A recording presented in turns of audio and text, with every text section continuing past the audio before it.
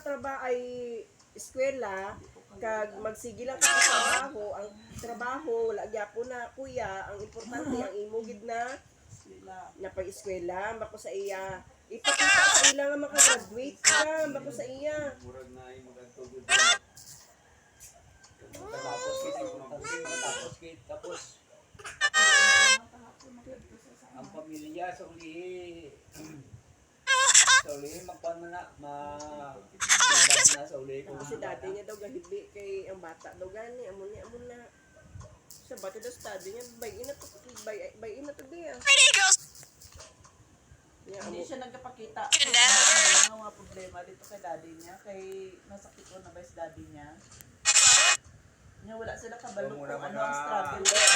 Pag-abot na niya dere, mag-communicate kay Uncle. Problema kay si Tuto, ara na dere kay basta ang tigulang gusto magsige naman ano or iyang step na i-contact. Pero hindi lang ipasaba nga ara siya dere sa Davao. Jen, Ano sa diyan magitubig ko pag ano wala na yan.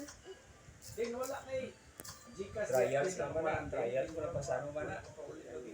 Naku, damo-damo mga babae, kuya, bako pabayin na dere mo nga ano kung ano. Importante maka-eskwela ka kung sa pinakadlaw nga gusto ka magbalik sa iya, at least may mapakita ka na sa iya nga ano. Kung gusto na suli nga makatapos na, gusto na makabroad nga layo sa tiri. Grabe ako kayong ang sweldo karon sa engineer ba bisag dili pa ka license sa naala ka experience. Yung magyapon, di man kami dawat na rin sa Nagpadala sila mga good. Nagpadala ko sila isisiko. Kailangan na ma-experience. Oo. Hindi pa closing na liban ano? At least 1 year. Like, up this one lang. Sa inyo, sa field sa limbawa engineering pod or any experience. Ang ginakuha na namo na ano sa assistant teacher. Mo na mga skilled na ano pero sa kanang mga engineer, mga ano. Nakong sweldo dito.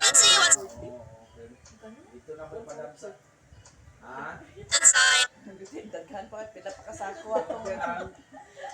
Mao gani nga dapat mo ni mo una-unaon dito na makahuman kag eskwela tapos experience ka dali 1 year. Sa kalot magpasa ko sa uban. Mama, ano yan mama? Wala pa ko, pagka-graduate ko, pag ma-engineer ako. Kunti lang ang ano ko, sweldo kasi wala ko man ako experience. Hindi